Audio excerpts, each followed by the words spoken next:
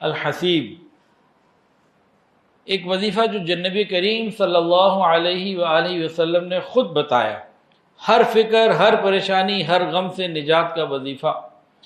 حضرت ابو درداء رضی اللہ عنہ سے روایت ہے، نبی علیہ السلام نے فرمایا کہ اگر کوئی شخص میرا امتی مرد ہو یا عورت صبح اور شام ان کلمات کو 7 مرتبہ پڑھے، 7 مرتبہ صبح پڑھے اور 7 مرتبہ شام کو پڑھے، سنن ابی داؤد کی یہ روایت ہے، تو اللہ تعالیٰ اس کی ہر پریشانی اور غم وہ دور فرما دیں گے، یا کسی خاص عمل کے لیے، کسی خاص خواہش یا خاص پریشانی کے لیے کر رہا ہے، اللہ اس کو بھی دور فرما دیں گے۔ اور اس کے اندر ایک اور بڑی آسانی اللہ کے محبوب رحمت للعالمین نے کر دی، بہت آسانی کر دی۔ فرمایا اگر توجہ کے ساتھ پڑھے تب بھی فائدہ، بغیر توجہ کے پڑھ لے، اتنے عظیم کلمات ہیں۔ اللہ جب کافی ہے تو اللہ اکبر، فرمایا تم بغیر توجہ کے پڑھ لو پھر بھی ہم کافی ہو جائیں گے۔ تو کون سے کلمات ہیں؟ حسبی اللہ لا الہ الا ہو علیہ توکلت وہو رب العرش العظیم۔ حسبی اللہ لا الہ الا ہو علیہ توکلت وہو رب العرش العظیم۔ کیا مطلب؟ اللہ مجھے کافی ہے، اس کے سوا کوئی معبود نہیں، اس پر میں نے توکل کیا، وہ عرش عظیم کا مالک ہے۔ حسبی اللہ لا الہ الا ہو علیہ توکلت وہو رب العرش العظیم۔ صبح 7 مرتبہ 7 ٹائم اور 7 مرتبہ شام کو پڑھنا، وضو ہو نہ ہو، دونوں صورتوں میں توجہ ہو نہ ہو، ہر صورت میں یہ کافی ہے، وہ ایسا کافی ہے۔ اللہ اکبر کبیرہ۔ امام جعفر صادق رحمۃ اللہ علیہ اہل بیت میں سے ہیں، اور امام جعفر صادق رحمۃ اللہ علیہ ہمارے سلسلہ عالیہ نقشبندیہ کے بزرگوں میں سے ہیں، اور امام جعفر صادق رحمۃ اللہ علیہ امام اعظم امام ابو حنیفہ رحمۃ اللہ علیہ کے اساتذہ میں سے بھی ہیں۔ امام اعظم امام حنیفہ رحمۃ اللہ کا نام تھا نعمان بن ثابت۔ وہ خود فرماتے تھے لولا السنتان لہلک النعمان، اگر یہ 2 سال نہ ہوتے تو نعمان ہلاک ہو جاتا۔ کون سے 2 سال؟ جس میں حضرت امام اعظم امام حنیفہ رحمۃ اللہ علیہ امام جعفر صادق رحمۃ اللہ علیہ سے روحانی اور علمی فیض حاصل کرتے رہے۔ سلسلہ عالیہ نقشبندیہ کے اندر بھی امام جعفر صادق رحمۃ اللہ علیہ کا فیض شامل ہے، ان کی فقاہت، ان کی ثقافت شامل ہے، اور اسی طرح احناف کے اندر بھی، حنفی مسلک کے اندر بھی ان کا فیض، ان کی ثقافت، ان کی فقاہت احناف کو بھی ملی ہے بھرپور طریقے سے۔ تو وہ ایک مرتبہ مدینہ طیبہ آئے۔ کون؟ امام جعفر صادق رحمۃ اللہ علیہ مدینہ طیبہ آئے، لوگ ان سے علمی استفادے کے لیے، روحانی استفادے کے لیے بہت آئے کہ ہم آئے ہیں ان سے فائدہ اٹھائیں، دین سیکھیں۔ تو وہاں انہوں نے 4 پریشان لوگوں کی باتیں بتائیں اور کہا کہ ان 4 قسم کے جو پریشان لوگ ہیں نا، ان 4 کے بارے میں قرآن نے ہمیں رہنمائی کر دی ہے۔ اگر ہم یہ 4 قسم کے لوگ یہ 4 کام کر لیں گے، اللہ تعالیٰ ہر ایک کو نجات عطا فرما دیں گے۔ مصیبت زدہ کے لیے بتایا، غمگین کے لیے بتایا، اگر کسی کو کوئی خوف ہے کسی سے اس کے لیے بتایا، اور جو دشمنوں کے مکر و فریب سے امن میں نہیں اس کے لیے بتایا۔ وہ کون سے 4 کلمات ہیں ان کو ہم سن لیں اور ان کو ہم ان پریشانیوں میں پڑھیں، اللہ مہربانی فرمائیں گے انشاءاللہ۔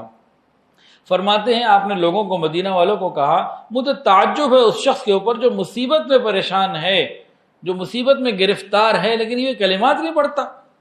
وہ کون سے کلمات ہیں؟ یا ارحم الراحمین، یا ارحم الراحمین۔ جو مصیبت میں پریشان ہو ان کلمات کو پڑھے، یا ارحم الراحمین، کثرت کے ساتھ۔